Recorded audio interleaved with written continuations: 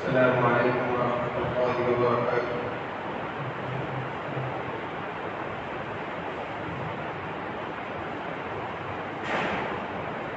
الحمد لله نحمده ونستعينه ونستغفره ونؤمن به ونتوكل عليه ونعوذ بالله من شرور أنفسنا ومن سيئات أعمالنا من يهده الله فلا مضل له ومن يضلل فلا هادي له ونشهد أن لا إله إلا الله وحده لا شريك له ونشهد أن سيدنا ونبينا ومولانا محمدا عبده ورسوله أما بعد فأعوذ بالله من الشيطان الرجيم بسم الله الرحمن الرحيم وما أرسلناك إلا رحمة للعالمين صدق الله العظيم.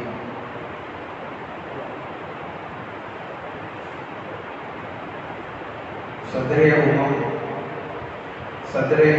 سلطان مدینہ وہ جس کے کف پاک پسینہ گل کٹے فردوس کی شبنم صلی اللہ علیہ وسلم صلی اللہ علیہ وسلم. بندہ اور خدا سے واصل خاکی اور انوار کا حامل امی اور اسرار کا محرم صلی اللہ علیہ وسلم صلی اللہ علیہ وسلم. راہ میں کاٹے جس نے بچھائے گالی دی پتھر برسائے ان پر چھڑکی پیار کی شبنم صلی اللہ علیہ وسلم صلی اللہ علیہ وسلم.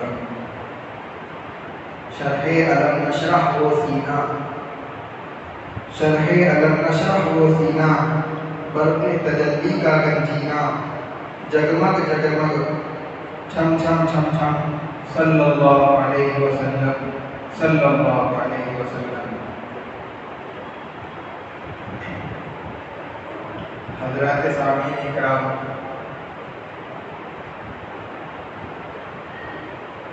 اسلامی سال کا تیسرا مہینہ ربیع الاول شروع ہو چکا ہے. اس مہینے کے اندر نبی رحمت صلی اللہ علیہ وسلم کی پیدائش اور اسی طریقے سے اسی مہینے میں آپ صلی اللہ علیہ وسلم کی وفات بھی ہوئی. اسی مناسبت سے میں آپ حضرات کے سامنے نبی رحمت صلی اللہ علیہ وسلم کی سیرت طیبہ بیان کرنے کی کوشش کروں گا. لیکن سیرت طیبہ کا ذکر شروع کرنے سے پہلے مکے میں اور اس کے اطراف بلکہ عرب میں جو حالات تھے، وہاں پر جو مذاہب پائے جاتے تھے، اس پر تھوڑی سی روشنی ڈالنے کی کوشش کروں. اسلام کے آنے سے پہلے، نبی رحمت صلی اللہ علیہ وسلم کے اس دنیا میں پیدا ہونے سے پہلے عرب کے اندر بہت سارے مذاہب، اسی طریقے سے بہت سارے خیالات کے لوگ پائے جاتے تھے. بعض لوگ وہ تھے جو یہ سمجھتے تھے کہ دنیاوی زندگی ہی اصل ہے، زمانہ اور فطرت یہی سب کچھ ہے، خدا کوئی چیز نہیں. ان کے متعلق اللہ تبارک و تعالیٰ فرماتے ہیں کہ وہ لوگ کہتے ہیں کہ دنیاوی زندگی ہی اصل چیز ہے، ہم اس کے اندر مرتے ہیں، ہم جیتے ہیں. ما هي الا حیاتنا الدنیا نموت ونحیا وما یهلکنا الا الدہر. ہم کو تو زمانہ مانتا ہے. اور بعض وہ لوگ تھے جو خدا کو تو مانتے تھے لیکن قیامت، حساب کتاب اس کو نہیں مانتے تھے. ان کے خلاف اللہ تبارک و تعالیٰ فرماتے ہیں قل یحییہا الذی انشأہا اول مرہ. اے نبی جی آپ کہہ دیجیے کہ تم کو دوبارہ وہی زندہ کرے گا جس نے تم کو پہلی مرتبہ پیدا کیا ہے. بعض لوگ وہ بھی تھے جو خدا کو بھی مانتے تھے اور قیامت کو بھی مانتے تھے، حساب کتاب کو بھی مانتے تھے، لیکن رسول کا انکار کرتے تھے.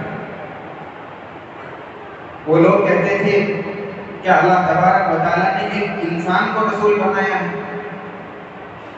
اور کبھی کہتے وقالوا ما لهذا الرسول یأکل الطعام ویمشی فی الاسواق، اس رسول کو کیا ہو گیا؟ کھانا بھی کھاتا ہے، بازاروں میں ہماری طرح آتا جاتا بھی ہے، پھرتے بھی رہتا ہے۔ الغرض ان کے ذہن میں یہ بات تھی کہ اگر خدا کا کوئی پیغمبر ہو تو وہ فرشتہ ہونا چاہیے، جو کہ انسان کی ضروریات سے، اس کی حاجات سے منزہ اور پاک۔ اہل عرب میں ان کے علاوہ بتوں کی پوجا کرنے والے بھی تھے، لیکن وہ بتوں کو خدا نہیں سمجھتے تھے، بلکہ یہ سمجھتے تھے کہ یہ بت خدا تک پہنچنے کے ذریعے اور وسیلے ہیں۔ بت پرستی تو کرتے تھے، اس کے باوجود ان کے دل کے اندر ہمیشہ سے ایک بات جمی ہوئی تھی کہ اس کائنات کا بنانے والا کوئی ذات ہے، کوئی سب سے بڑی ذات ہے جو اس کو پیدا کرنے والا ہے، اور وہی اس کا مالک ہے، اور اس کو وہ اللہ کے نام سے جانتے تھے۔ جیسے کہ قرآن کریم کے اندر فرمایا گیا کہ اے نبی جی، اگر آپ ان سے پوچھیں گے من خلق السماوات والارض، کہ آسمان اور زمین کو کس نے بنایا، وسخر الشمس والقمر، اور چاند کو سورج کو کس نے مسخر کیا، لَيَقُولُنَّ اللَّهُ، تو وہ کہیں گے اللہ نے یہ سب کیا ہے۔ تو بت پرستی کے ساتھ ساتھ وہ لوگ اللہ کو بھی مانتے تھے۔ اس کے علاوہ یہودیت، نصرانیت، مجوسیت، یہ مذاہب بھی ان کے اندر پائے جاتے تھے۔ عیسائیت کو اس قدر مقبولیت حاصل تھی، خود مکہ مکرمہ کے اندر ایسے لوگ موجود تھے جو عبرانی زبان کے اندر زبور کی تلاوت کرتے تھے، اور ایسے لوگ بھی تھے جو اس کو سیکھنے کے لیے ملک شام کا سفر کیا۔ کئی قبائل یہودی بھی تھے، خود مدینہ منورہ کے اندر یہودیوں کا غلبہ تھا، توریت کی تعلیم کے لیے انہوں نے مختلف درسگاہیں قائم کر رکھی۔ اس زمانے میں وہ لوگ اس کو بیت المدارس کہتے تھے۔ اور دوسرے قبائل تھے جو مجوسی تھے، ستاروں کی پرستش کرنا، آگ کی پرستش کرنا، سورج کی پرستش کرنا۔ اس کے علاوہ بعض وہ لوگ بھی تھے جو جب دیکھتے کہ لوگ بتوں کو سجدہ کر رہے ہیں تو ان کے دل میں یہ خیال آتا تھا کہ یہ کیسے لوگ ہیں، ایک جاندار چیز، ایک انسان، ایک بے جان چیز کو، ایک پتھر کو کیسے سجدہ کر سکتا ہے۔ جب ان کے دلوں میں یہ خیال آیا تو وہ لوگ دین ابراہیمی اور دین حنیف کی تلاش کے اندر مختلف علاقوں کے اندر تھے۔ الغرض اس مختلف نظریات کے لوگ، مختلف مذاہب سے تعلق رکھنے والے لوگ نبی رحمت صلی اللہ علیہ وسلم کی آمد سے پہلے عرب کے اندر پائے جاتے تھے۔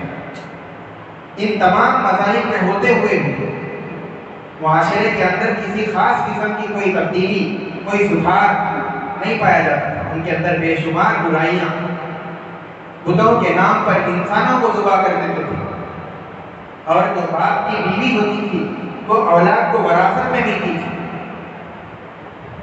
شراب نوشی، زناکاری، قمار بازی اور بے حیائی کا یہ عالم تھا کہ ایک شاعر تھا امرؤ القیس، اس نے اپنی پھوپھیزاد بہن کے ساتھ میں زنا کیا اور اس کو اشعار کے اندر مزے لے لے کر کے سناتا تھا، اور اس قصیدے کو کعبۃ اللہ کی دیوار پر لگا دیا گیا۔ بے حیائی کا یہ عالم، اور عورتوں کے پیٹ کو چاک کر دیا جاتا، لڑکیوں کو تحقیق کر دیا جاتا۔ الغرض بے شمار برائیاں معاشرے کے اندر پائی جاتی تھی۔ ایسے ماحول میں، ایسے ظلمت والے ماحول میں، ایسی گمراہی میں ایک روشن چراغ کی ضرورت تھی، ایک نور ہدایت کی ضرورت تھی کہ جو آ کر کے اس معاشرے کو نورانی بنا دے، منور بنا دے، اس کے اندر جو گمراہیاں ہیں اس کو ختم کرے، ساری انسانیت کو راہ راست پر لائے، ہدایت کے راستے پر کھڑا کرے۔ اللہ تبارک و تعالیٰ نے اسی مہینے میں ربیع الاول، جس دن کا ساری انسانیت، سارے مخلوق کو، آسمان و زمین کو انتظار تھا، جس کے انتظار میں سورج اور چاند اپنی گردش کر رہے تھے، جس دن کے انتظار کے لیے رات اور دن بدل رہے تھے، بالآخر وہ دن آیا جس میں اللہ تبارک و تعالیٰ نے امام الرسل رحمت للعالمین نبی رحمت صلی اللہ علیہ وسلم کو اس دنیا کے اندر بھیجا۔ اللہ تبارک و تعالیٰ نے آپ صلی اللہ علیہ وسلم کو ربیع الاول کے ایک ایسے دن میں بھیجا جس کی ابتدا ہو رہی تھی، رات ختم ہونے کو تھی، صبح صادق کے وقت میں اندھیرا ختم ہونے کو ہے، دن نکلنے کو ہے، چاروں طرف روشنی پھیل رہی ہے، ایسے وقت میں اللہ تعالیٰ نے نبی رحمت صلی اللہ علیہ وسلم کو دنیا میں بھیجا۔ آپ صلی اللہ علیہ وسلم کی پیدائش کے لیے اللہ تبارک و تعالیٰ چاہتے تو رات کے اندر آپ کو بھیج سکتے تھے، چاہتے تو دن میں بھیج سکتے تھے۔ یہ وقت جو انتخاب کیا گیا ہے رات و دن کا، اس کے اندر بہت سارے راز چھپے ہوئے ہیں۔ ایک تو یہ کہ اگر آپ صلی اللہ علیہ وسلم کو دن کے اندر بھیج دیا جاتا تو دن رات پر فخر کر سکتا تھا کہ نبی رحمت صلی اللہ علیہ وسلم کی پیدائش دن میں ہوئی اور تم یعنی رات کی فضیلت سے معروم۔ اگر رات میں آپ کی پیدائش ہو جاتی تو یہی بات ہوتی کہ رات دن پر فخر کرتی تھی۔ اللہ تعالیٰ نے چاہا کہ یہ فضیلت دونوں کو ملے، اس لیے اللہ تعالیٰ نے ایسا وقت کا انتخاب کیا جس کے اندر ہلکی ہلکی رات کی ہو اور تھوڑے سے دن بھی نکل آئے۔ اس لیے صبح صادق میں اللہ تعالیٰ نے آپ کو دنیا کے اندر بھیجا۔ دوسری بات،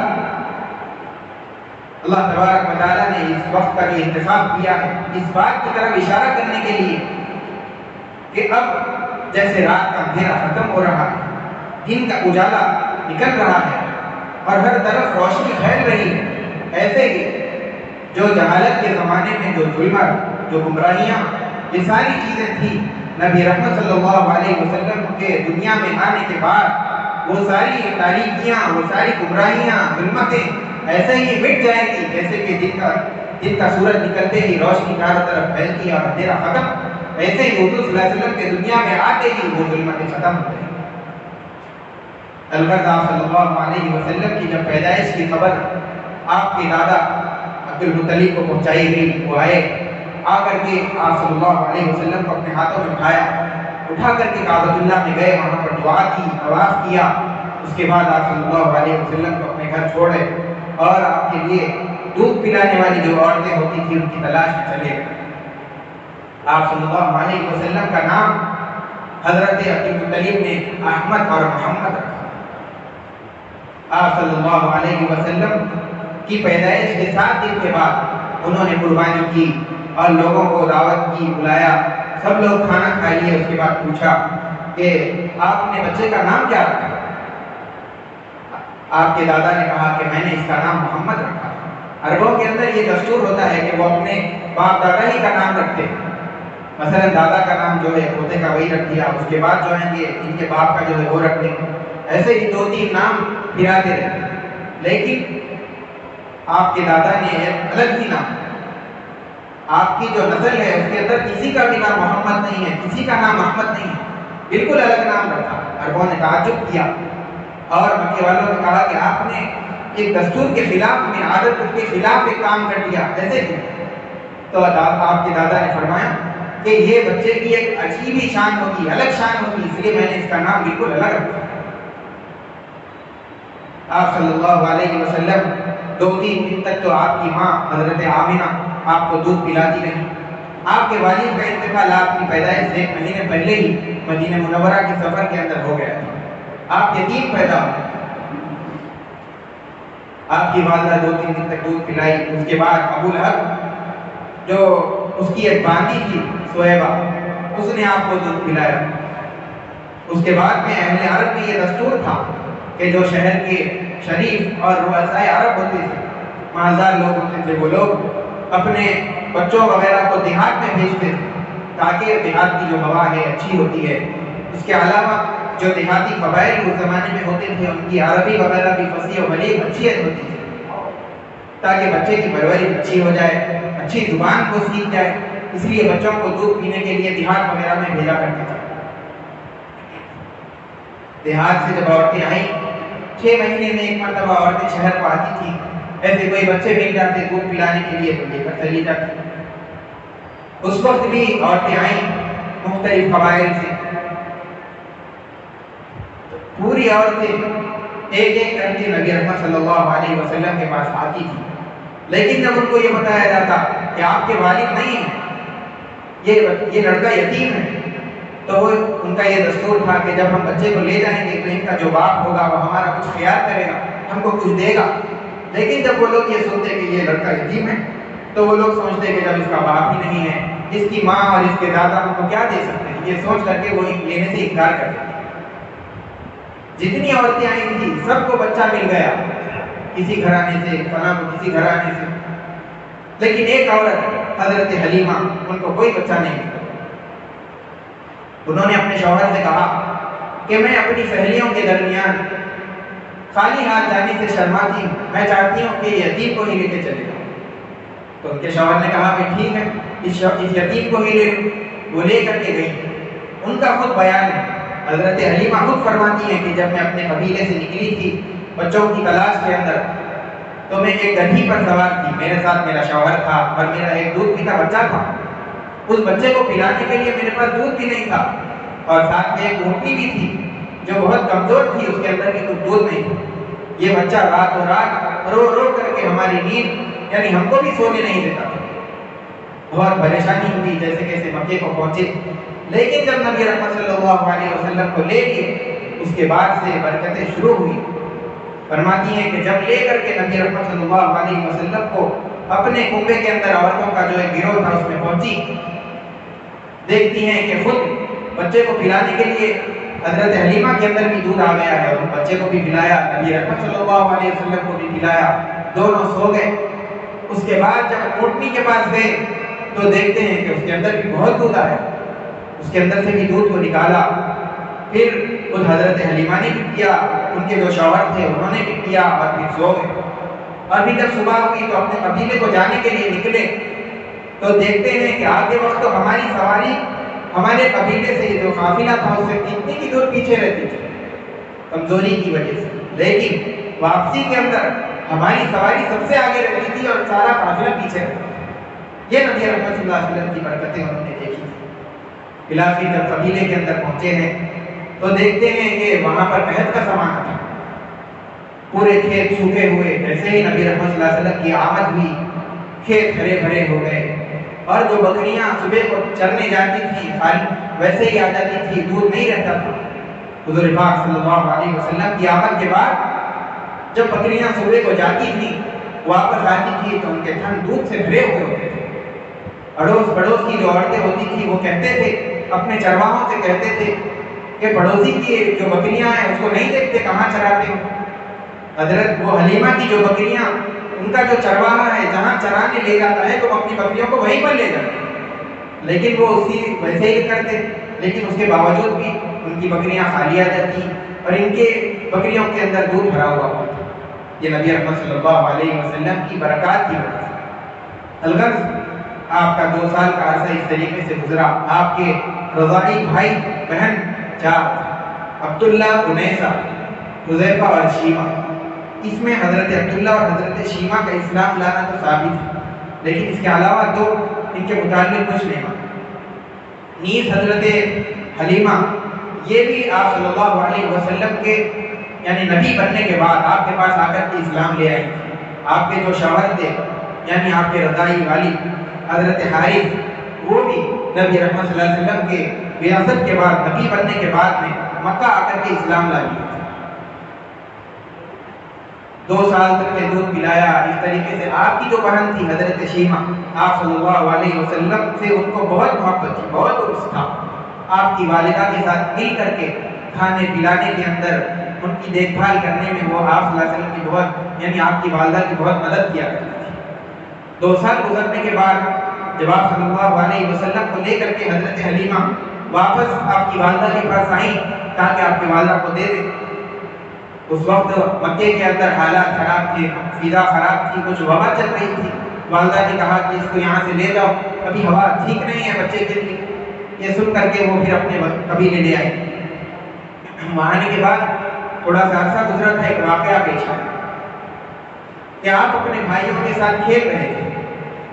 اچانک سے کیا ہوا، اچانک 2 لوگ سفید لباس پہنے ہوئے آئے اور آ کر کے آپ کا سینہ چاک کیا، اس کے اندر کچھ تلاشا وغیرہ۔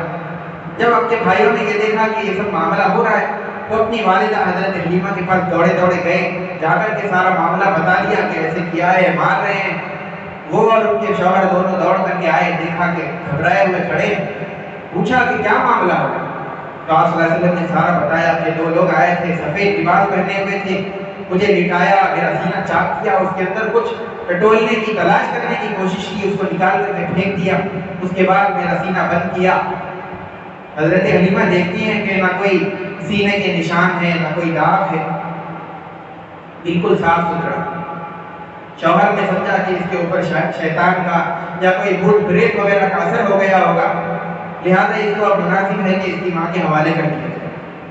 حضرت حلیمہ صلی اللہ علیہ وسلم کو لے کر کے مکے آئی اور آپ کی والدہ کے سپرد کر کے چلے گئے۔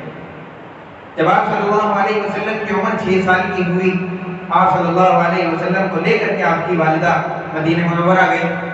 اس کے اندر 2 وجوہات بتاتے ہیں۔ ایک تو یہ کہ چونکہ ان کے شوہر کا انتقال مدینہ میں ہوا تھا، اس لیے اپنے شوہر کی قبر کے یعنی زیارت کے لیے، دیدار کے لیے وہاں گئی تھی، اور دوسرا یہ کہ ان کے رشتہ دار وغیرہ وہاں مدینہ میں رہتے تھے، وہاں قبائل جو تھے، یہ 2 وجوہات سے وہاں پر سفر کر کے گئی تھی۔ 1 مہینے تک وہاں پر قیام کیا، اور پھر واپسی میں مقام ابوا میں آپ صلی اللہ علیہ وسلم کی والدہ کا انتقال ہو گیا۔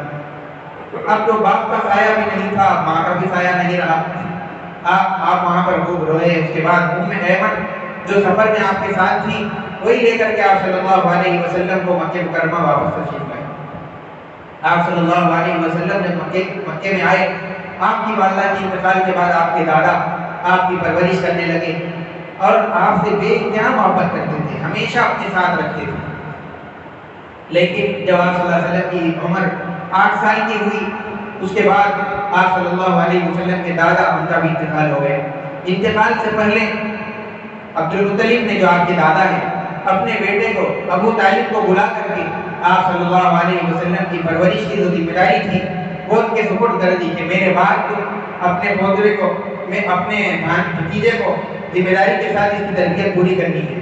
اب انہوں نے جس خوبی کے ساتھ اس ذمہ داری کو ادا کیا اور ان کی سرپرستی میں رہتے ہوئے، ان کی پرورش میں رہتے ہوئے جو واقعات رونما ہوئے، پھر حضرت آپ کا تجارت کی طرف جو میلان ہوا، تجارت کی جو اسفار ہوئے ملک شام، اور حضرت خدیجہ کے ساتھ جو نکاح ہوا، انشاءاللہ اس کی تفصیل آئندہ جمعہ کے اندر بیان کی جائے گی۔ وآخر دعوانا الحمدللہ رب العالمین۔